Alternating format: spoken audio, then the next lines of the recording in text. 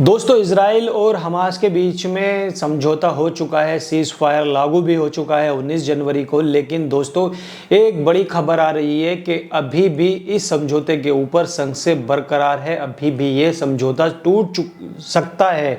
और ये जो बड़ी वजह है वो मैं क्यों बता रहा हूँ आपको कि समझौता तो हो चुका है। हमास ने तीन इजरायली नागरिकों को छोड़ दिया है और इजराइल ने 90 फिलिस्तीनी नागरिकों को छोड़ दिया है। उनकी अदला बदली हो चुकी है। 90 फिलिस्तीनी नागरिक वापस फिलिस्तीन आ चुके हैं। 3 इजराइल की जो महिला होस्टेज थी वो वापस इजराइल भी चली गई हैं। लेकिन अभी भी इस समझौते पर संशय बरकरार है कि ये समझौता अभी भी टूट सकता है। दोस्तों, इसके पीछे बड़ी वजह क्या है, क्यों ये समझौता अभी भी टूट सकता है? क्योंकि समझौता और सीज फायर था वो तो लागू हो चुका है। तो दोस्तों, इसके पीछे क्या बड़ी वजह है मैं आपको बताऊंगा। वीडियो के एंड तक बने रहिएगा। वीडियो पर अगर चैनल पर अगर नए हैं तो चैनल को सब्सक्राइब कीजिएगा, बेल आइकन दबाना ना भूलिएगा। दोस्तों, ये जो संकट है ये अभी भी मंडरा रहा है, वो इसीलिए क्योंकि इजराइल के जो पीएम है नेतन्याहू के उनके जो कई सहयोगी हैं वो काफ़ी हद तक डील के खिलाफ हैं। वहीं एतमार बेन-गुवीर ने तो नेतन्याहू से गठबंधन तक तोड़ लिया है अपना। वहीं इजराइल के वित्त मंत्री बेजालेल स्पोर्ट्स ने भी सरकार से अपना बाहर समर्थन लेने की वापस धमकी भी दे दी है। दोस्तों, हालांकि इसमें कोई दो राय नहीं है कि हमास अपनी शर्तों को इजराइल से मनवाने में काफ़ी हद तक कामयाब रहा है। वहीं इजराइल के वित्त मंत्री बेजालेल स्मोट्रिच ने तो नेतन्याहू सरकार से बाहर निकलने की धमकी तक दे दी है। दोस्तों, हालांकि इसमें कोई दो राय नहीं है कि हमास अपनी शर्तों को पूरी हद तक इजराइल से मनवाने में कामयाब रहा है। दोस्तों, जंग के अंदर जिन लक्ष्यों को लेकर आईडीएफ गाजा के अंदर घुसी थी, हमला किया था उन्होंने, वो भी पूरे अभी तक नहीं हो पाए थे। वहीं दूसरी तरफ हमास अभी भी गाजा के अंदर जैसा का तैसा था वो वैसा का वैसा ही खड़ा हुआ है। मजबूती के साथ वो अभी तक वैसा का वैसा गाजा के अंदर काबिज है। और दोस्तों, हमास की इस जीत को लेकर पूरे मिडिल ईस्ट के अंदर उसकी वाहवाही की जा रही है। और दोस्तों, इसी कड़ी के अंदर ईरान ने हमास को लेकर एक बहुत बड़ा बयान दे दिया है। दोस्तों, दरअसल ईरानी सैनी के कल्चर और सॉफ्टवेयर अफेयर्स के ब्रिगेडियर रहे अबुल फाजल सिकारची ने एक बहुत बड़ा बयान दिया है। हमास को लेकर बहुत बड़ी बात कही है उन्होंने।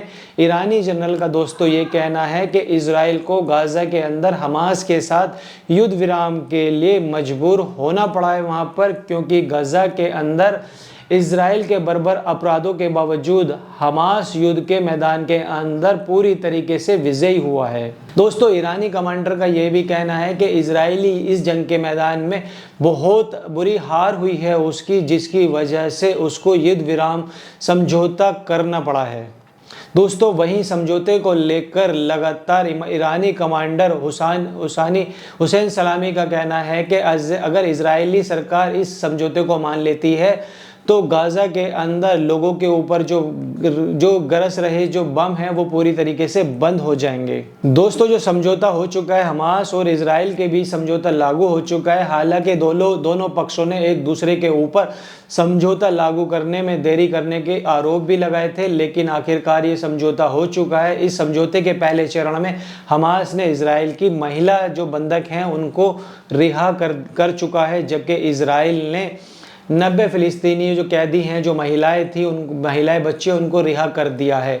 इसको लेकर ईरानी कमांडर सिकारची का दोस्तों ये भी कहना है कि फिलिस्तीन जो प्रतिरोध अल-अक्सा ऑपरेशन से पहले के मुकाबले मौजूदा जो समय के अंदर काफ़ी हद तक वो मजबूत हो चुका है। तो दोस्तों, यही बड़ी वजह मानी जा रही है क्योंकि नेतन्याहू और उसकी सरकार के अंदर जो संशय बना हुआ है, जो उसके मंत्री थे जिन्होंने इस्तीफा दिया है, ये आप मेरे पीछे देख सकते हैं, इन्होंने पहले ही उनकी सरकार से अपना समर्थन वापस ले लिया है। दोस्तों, नेतन्याहू की जो सरकार है उनके पास पूर्ण बहुमत नहीं है और वो जो सरकार चल रही है वो समर्थन के सहारे से चल रही है। एक तरफ इनका समर्थन है, दूसरी तरफ इनका समर्थन है। ये पुलिस विभाग अधिकारी हैं, ये इनकी कैबिनेट में मंत्री थे, इन्होंने इनकी पार्टी ने समर्थन वापस ले लिया है, इस्तीफा दे दिया है। ये धमकी दे रहे हैं लगातार नेतन्याहू को कि हम भी सरकार से समर्थन वापस ले लेंगे, इस्तीफा दे देंगे।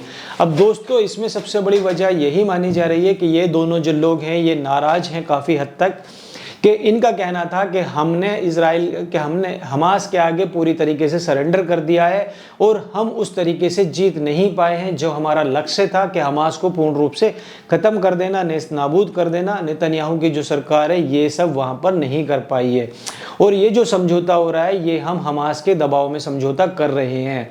हमारी जो ताकत थी वो हमास के आगे कमज़ोर साबित हुई है। इसी को देखते हुए इन शख्स ने इनकी सरकार से इतमार बेन गुरिन ने इस्तीफा दे दिया है। और ये जो पुलिस अधिकारी हैं, जो इनकी पार्टी है, इनका जो समर्थन है, ये भी लगातार इस तरीके से नेतन्याहू के ऊपर हमला बोल रहे हैं। तो दोस्तों यही बड़ी वजह मानी जा रही है कि क्या नेतन्याहू के जो हमास के साथ में डील हुई है, जो सीज फायर हुआ है, अगर इन दोनों का समर्थन है और इन दोनों के समर्थन को देखते हुए अगर नेतन्याहू की सरकार गिरती है, उनको लगता है कि अगर ये दोनों निकल जाएंगे, क्योंकि एक तो निकल चुके हैं, अगर ये भी निकल जाएंगे तो मेरी सरकार गिर जाएगी। तो इसी को देखते हुए हो सकता है कि नेतन्याहू ये समझौता तोड़ दें और दोबारा से हमास के ऊपर, फिलिस्तीन के लोगों के ऊपर फिर से हमला करें।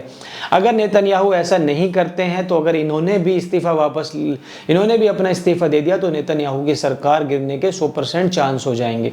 तो इसमें तो आगे पता चल पाएगा कि आगे क्या खबर बनेगी और किस तरीके से ये समझौता लागू हो रहा है, किस तरीके से नेतन्याहू की सरकार बचेगी या रहेगी, या फिर ये समझौता हमेशा के लिए लागू हो जाएगा। तो दोस्तों इस पर आपकी क्या राय है, आप हमें कमेंट करके बताइए। वीडियो कैसी लगी, वीडियो को लाइक कीजिए, चैनल को सब्सक्राइब कीजिए। तब तक मिलते हैं अनदर वीडियो में। जय हिंद।